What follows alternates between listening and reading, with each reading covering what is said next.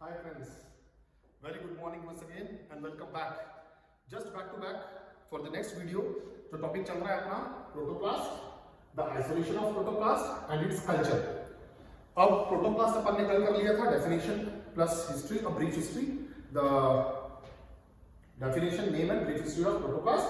Isolation technique just पहले जो पहली टेक्निक है आइसोलेशन ऑफ प्रोटोप्लास्ट, मैकेनिकल तरीके से पृथक्करण की प्रक्रिया जो फिजिकल तरीके से है वो अपन ने करी अभी just now.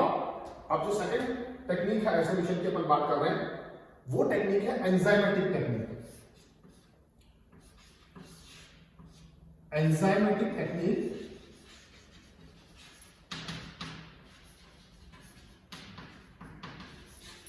Enzymatic technique of protoplast isolation, यानी कि एंजाइम्स के द्वारा प्रोटोप्लास्ट का पृथक्करण करना, उनको बाहर निकालना, आइसोलेट करना. इसको दो भागों में बांट कर अपन पढ़ सकते हैं. पहला है डायरेक्ट मेथड,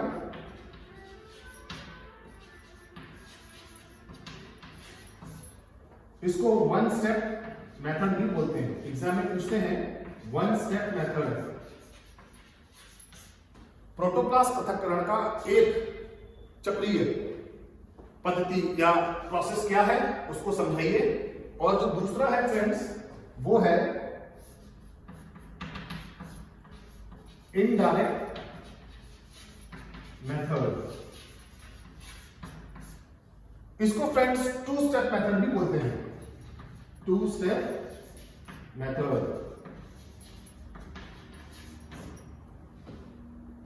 सो इस तरह से एंजाइमेटिक टेक्निक का अगर क्वेश्चन एग्जाम में आता है, प्रोटोप्लास्ट पृथक्करण के एंजाइमेटिक टेक्निक को समझाइए.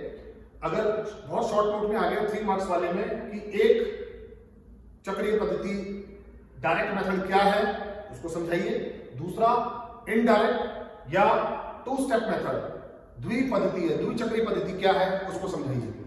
अभी इस लेक्चर में अपन करेंगे direct method of enzymatic technique के मेथड ऑफ प्रोटोप्लास्ट आइसोलेशन.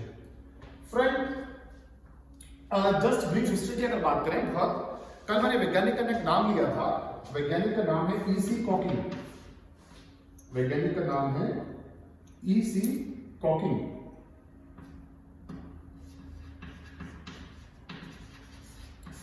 इस वैज्ञानिक ने 1960 से 1970 के बीच में बहुत काम किया, बहुत ज्यादा काम किया. और एंजाइमेटिक टेक्निक और मेथड के अंदर मैंने कल 1930 से बताया था तो शुरुआत हुई थी, बट 1960 में और 70 में इतना काम किया. Basically 1960 protoplast isolation enzymatic method के रूप में बहुत पायनियरिंग नाम है ईसी कॉकिंग का. प्रोटोप्लास्ट एंजाइमेटिक मेथड या use of enzymatic method, enzymes का इस्तेमाल करना प्रोटोप्लास्ट को निकालने के लिए या आइसोलेट करने के लिए.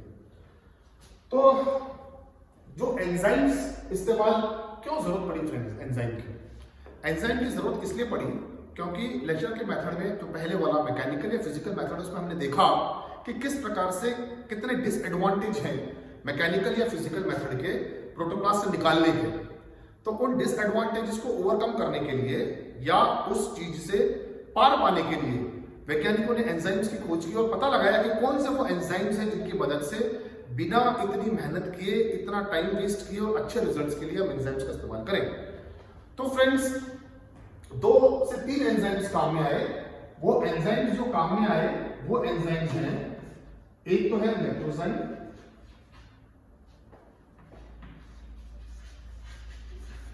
या दूसरे शब्दों में इसे अपन कहते हैं पैक्टिनेजेस. और मैक्रोएंजाइम या पैक्टिनेजेस की जो हमको क्वालिटी लेनी है, क्वांटिटी लेनी है, सॉरी, वो क्वांटिटी है 1.0 से 2% ऑफ दिस एंजाइम. दूसरा जो एंजाइम काम में लेना है फ्रेंड्स वो एंजाइम है सेल्यूलेजेस.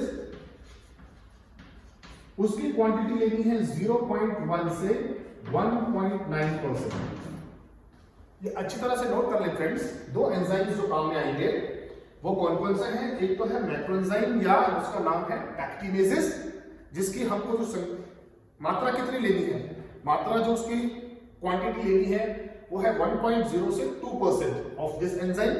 और लगभग सभी के लिए जाता है, सभी से प्रोटोप्लास्ट आइसोलेट करने के लिए, चाहे कोई भी प्लांट एक्सप्लांट हो उससे आइसोलेट करने के लिए ये काम में जाएगा। बेसिकली लीफ और द बेसिक सोर्स उसको निकालने के लिए। और दूसरा जो एंजाइम है दैट इज पैक्टिनेसेस के बाद सेल्यूलेजेस। सेल्यूलेजेस की जो मात्रा है वो है 0.1 से लेकर 1.9% ऑफ सेल्यूलेजेस। नाउ फ्रेंड्स, इन एंजाइम्स की आवश्यकता क्यों पड़ी? इन एंजाइम्स की आवश्यकता इसलिए पड़ी क्योंकि बिल्कुल कंफर्म हो गया कि अगर कंसेप्ट देखा जाए सेल का और सेल से प्रोटोप्लास्ट बनाने का, तो मैं किसी को रिप्रेजेंट करके बनाने की कोशिश करता हूं।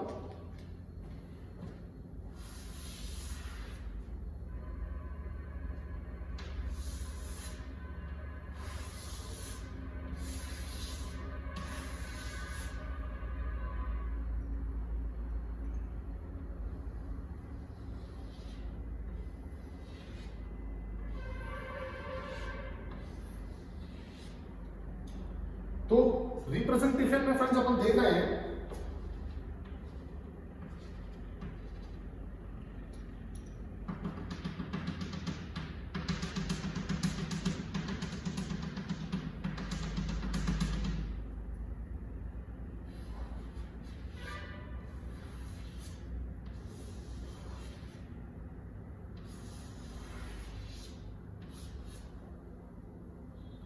तो रिप्रेजेंटेशन में अपन देख रहे हैं कि इस प्रकार से बेसिक अरेंजमेंट है।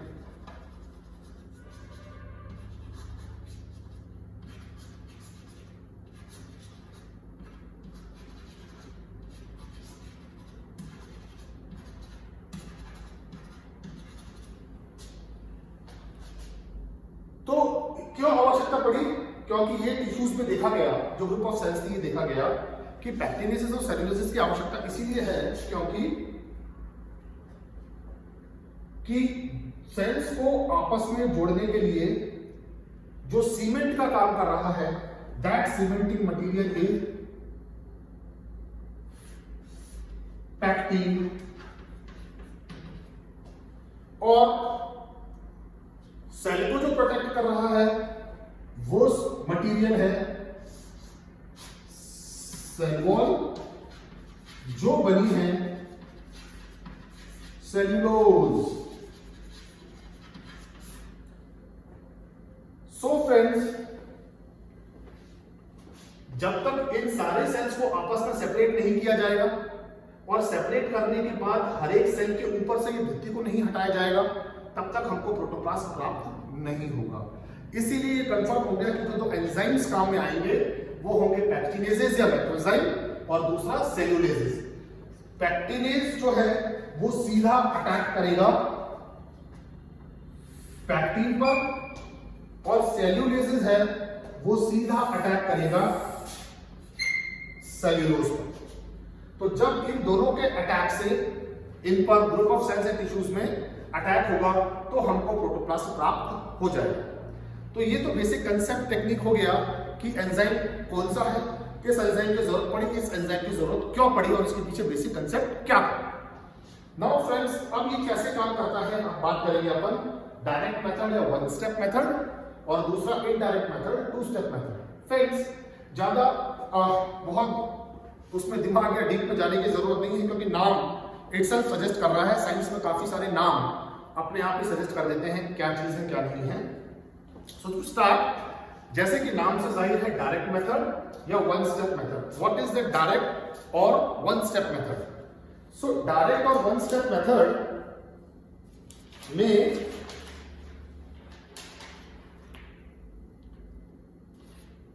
डायरेक्ट और वन स्टेप मेथड में क्या करेंगे हम ये करेंगे कि जो दोनों एंजाइम है पैक्टिनेसेस और सेल्यूलेसेस, हम दोनों को अलग अलग ना लेकर एक साथ ही कंटेनर में ले लेंगे।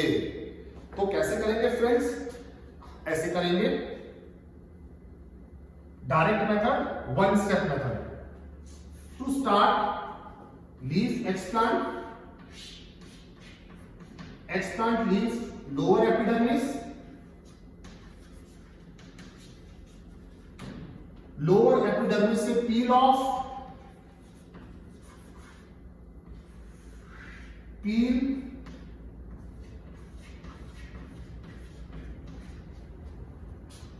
इस पील को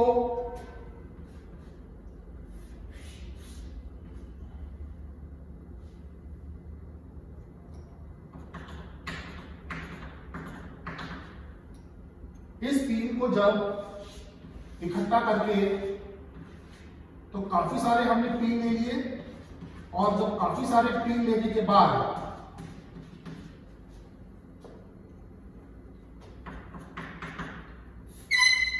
solution of macerozyme and plus pectinase cellulase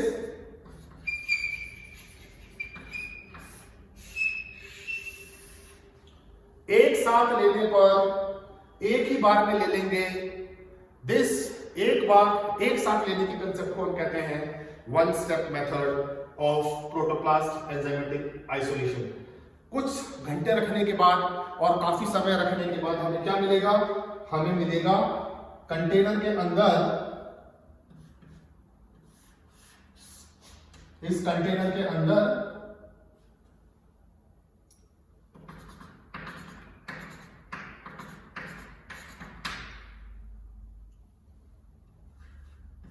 separated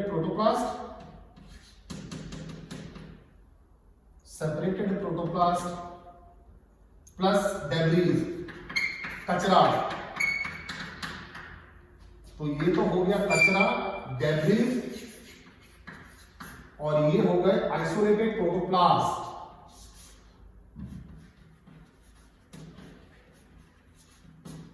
और अल्टीमेटली इस स्टेप से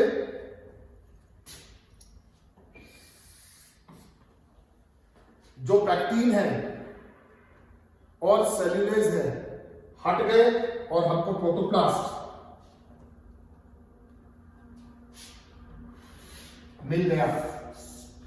सो we have got protoplast through one step method, जिसमें हमने सेल्यूलेजेस और पैक्टिनेजेस दोनों को एक बार एक साथ लेकर परसेंटेज में बता चुका हूं। 1 से 2% एंड 0.1 से 1.9%, इतना डिफरेंस है दोनों में। हर एक एक्सपांड के लिए जाएगा। सो ये this is the basic method, direct one step method, enzymatic method of protoplast isolation. Just back to back friends, या if time will not permit तो कल मैं 2 स्टेप मेथड के बारे में बात करूंगा। जैसे कि नाम से जाहिर है, पहले क्या करना है, फिर क्या करना है, फिर प्रोटोप्लास्ट कैसे आइसोलेट होगा। It will take little time. तो वो जो प्रोसेस टेक्निक है वो मैं कल समझाऊंगा और बताऊंगा दूसरे वीडियो में। तो जो नहीं जुड़े हैं अपने फ्रेंड्स को बोल दें कल जुड़ जाएं। आज जो छूट गए हैं उनको मैं लिंक भेज दूंगा, वो जुड़ जाएं और उसको देख लें। नहीं समझ आए तो पूछ लें। Thank you.